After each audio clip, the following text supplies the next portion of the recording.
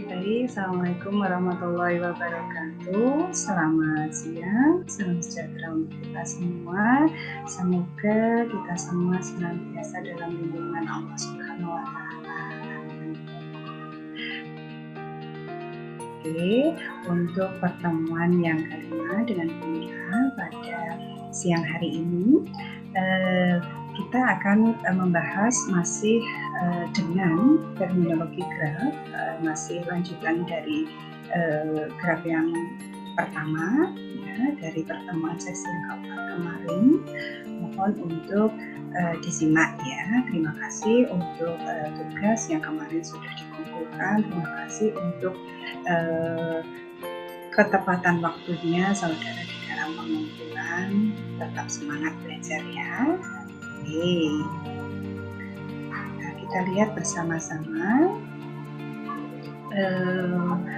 Untuk kali ini pada sesi yang kelima, Bunila akan menyampaikan terkait bagian-bagian dari graf yang nantinya akan terbentuk berbagai macam graf, misalkan ada Hamilton, terus kemudian Euler, planar, dan yang lainnya. Nah, ini semua nanti sebagai dasar, artinya sebagai base-nya ketika kita akan mempelajari tahapan graf yang lainnya, seperti itu ya. Untuk yang pertama, Bunila sampaikan terkait dengan lintasan atau istilah nama lainnya adalah pad, gitu ya.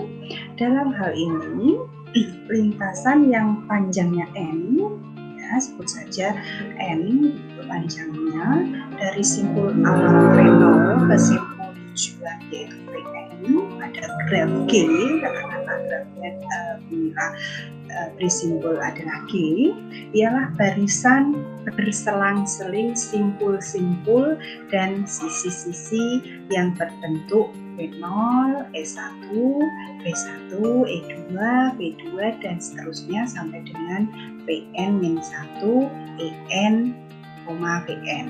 Gitu ya, sedemikian sehingga E1-nya nanti dia merupakan V0, B1, E, terus kemudian juga V2, V1, V2, mohon maaf, sampai dengan En sama dengan Vn-1, Vn. Adalah merupakan sisi-sisi dari graf G. Itu untuk pendefinisian dari pad atau lintasan. Nah, kita langsung tinjau saja, kita lihat langsung saja contohnya agar lebih detail lagi, agar saudara lebih gamblang lagi di dalam memahaminya, gitu ya. Oke, kita lihat, kita tinjau pada graf G yang kita tunjukkan ini. Oke, ketika Bunila sebut lintasan 1, 2, 4, 3, ini adalah lintasan dengan barisan sisi 1,2, terus kemudian 2,4 dan 4,3. Ya, artinya ini adalah seluruh sisi yang berada pada lintasan 1, 2, 4, dan 3. Biasanya untuk memberikan simbol atau memberikan nama lintasan itu dengan menyebutkan nama titik-titik yang dilewati oleh lintasan tersebut, ya. Jadi misalkan saja juga boleh, Bunila misalkan lintasan 1, 3, 4 itu juga boleh ya. Lintasan 1, 3, 4 itu berarti barisan sisinya adalah 1,3 dan 3,4. Seperti itu contohnya ya. Jadi monggo tergantung dari soal atau permintaan yang ada dalam soal. Jadi menyebutkan panjang lintasannya pun nanti disesuaikan dengan kondisi atau soal yang diminta, jadi kondisional seperti itu ya. Untuk menentukan panjang lintasan itu adalah jumlah sisi dalam lintasan tersebut ya. Katakanlah tadi Bu Nila memberikan contoh lintasan 1, 2, 4, 3.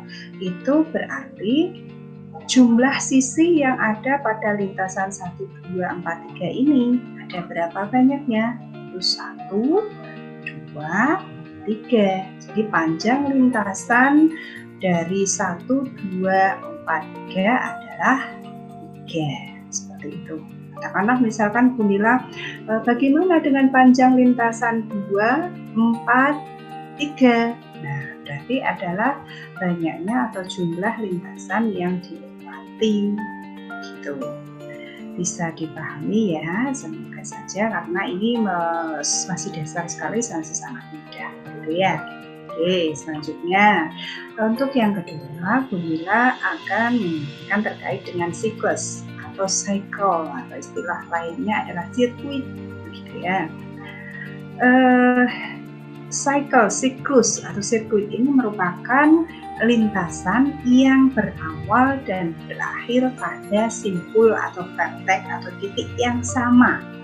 Ya, artinya ketika tadi di awal kita sudah bicara lintasan, ketika kita bicara siklus, dia harus berawal dan berakhir pada simpul atau titik atau vertex yang sama. Nah, ini yang membedakan antara siklus dengan lintasan. Mohon dicatat dan diperhatikan baik-baik ya. Ketika kita bicara lintasan, tidak harus berawal dan berakhir pada titik yang sama. Namun ketika kita bicara siklus atau sirkuit atau cycle, dia harus berawal, dia merupakan lintasan yang berawal dan berakhir pada simpul atau vertex atau titik yang sama. Gitu ya. Jadi dia lintasannya harus kembali ke titik awal. Ya, ini disebut sebagai sirkuit atau siklus. Nah, kita lihat pada contoh graf 1. Oke, ketika Bu Nila menyebut 1, 2, 3, 1. Ini juga disebut sebagai salah satu contoh sirkuit. Ya, jadi berawal dan berakhir pada simpul yang sama, gitu ya. Bisa juga dalam gambar graf 1 ini kita sebut sebagai 2, 4, 3, 2. Nah, itu juga merupakan salah satu contoh sirkuit. Jadi harus berawal dan berakhir pada simpul yang sama. Harus dicatat baik-baik. Gitu ya. Berikutnya, kita bicara tentang connected atau terhubung. Ya, ketika dua buah simpul V1 dan simpul V2 disebut terhubung itu apabila terdapat lintasan dari V1 ke V2. Ya, jadi ada lintasan tertentu, lintasan dari V1 ke V2. Graf G disebut graf terhubung atau connected graph itu jika setiap pasang simpul VI dan VJ dalam himpunan V tentunya terdapat lintasan dari VI ke VJ, terdapat lintasan ya. Jadi itu disebut sebagai graf terhubung. Artinya saling terhubung, saling ada keterkaitan. Ya, bukan atau tidak mengandung simpul terpencil yang kemarin pada pertemuan ketiga kita sudah bahas, gitu ya. Nah, nih jika tidak, ya artinya jika tidak terdapat lintasan yang saling terhubung, maka graf tersebut, G tersebut itu disebut graf tak terhubung atau disconnected graph atau unconnected graph. Nah, contohnya seperti ini ya. Kalau saudara melihat, ini adalah satu kesatuan. Kalau ini disebut sebagai graf tak terhubung ya, bukan terus kemudian hanya ini saja atau hanya ini saja. Ya, kalau hanya ini saja dia disebut sebagai graf terhubung. Tetapi kalau satu kesatuan penuh ini artinya ada sejumlah 8 simpul, ini disebut sebagai graf tak terhubung karena antara simpul-simpul yang ada pada 1, 2, 4, 3 dan 4 ini tidak terhubung dengan 5, simpul 6, simpul 7 maupun simpul 8. Gitu gitu ya. Mohon untuk menjadi koreksi dan mohon untuk menjadi catatan gitu ya. Kemudian yang keempat, cut set ya. Cut set dari graf terhubung G itu merupakan himpunan sisi-sisi yang bila dibuang dari G menyebabkan G tidak terhubung ya. Artinya cut set itu dia adalah mengambil salah satu atau boleh salah dua maupun salah tiga, sehingga dari graf sebelumnya ya itu yang tadinya terhubung menjadi tidak terhubung gitu. Berarti menghasilkan dua buah komponen graf ya. Satu contoh pada ini ya, graf A dan graf B. Ini merupakan satu kesatuan loh ya. Nah, saudara cermati pada graf A. Ini adalah salah satu contoh graf. Namun ketika ada cut set ya, cut set adalah himpunan sisi dia dibuang gitu ya. Yang dibuang kira-kira sisi yang mana? Saudara simak cermati ya. Sisi 1,2 ini dibuang. Terus kemudian juga ada sisi 1,5 juga dibuang. Terus kemudian sisi 3,5 atau 5,3 juga dibuang, sisi 3,4 juga dibuang gitu ya. Nah, artinya ketika sudah ada beberapa atau salah satu yang terbuang itu jadi yang tadinya merupakan connected graph atau graph terhubung menjadi unconnected graph atau disconnected graph, menjadi graph yang tidak terhubung itu. Nah, beberapa himpunan sisi yang dibuang atau terbuang itu disebut sebagai cut set. Begitu. Oke. Untuk yang terakhir adalah graf berbobot atau weight graph. Ya, graf berbobot ini merupakan graf yang masing-masing sisinya itu diberi nilai, ada harganya, ada bobotnya. Contoh saja seperti yang ada pada gambar graf gitu ya. Jadi bukan terus kemudian persepsi kita adalah pada geometri yang artinya ini merupakan panjang ataupun lebar, namun ini adalah nilai dari masing-masing sisi. Jadi ada nilainya, ada bobotnya, ada harganya seperti itu.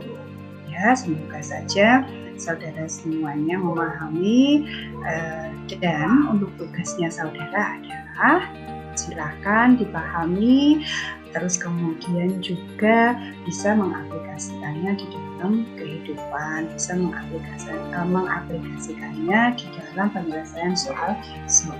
Seperti itu mungkin dari saya. Semoga yang sedikit ini bermanfaat untuk saudara semuanya. Jangan lupa untuk senantiasa berdoa, senantiasa menjadi anak soleh solehah, terus kemudian juga sayang kepada orang tua kalian di rumah. Ya, salam untuk keluarga di rumah. Selamat belajar, semangat belajar juga. Assalamualaikum warahmatullahi wabarakatuh.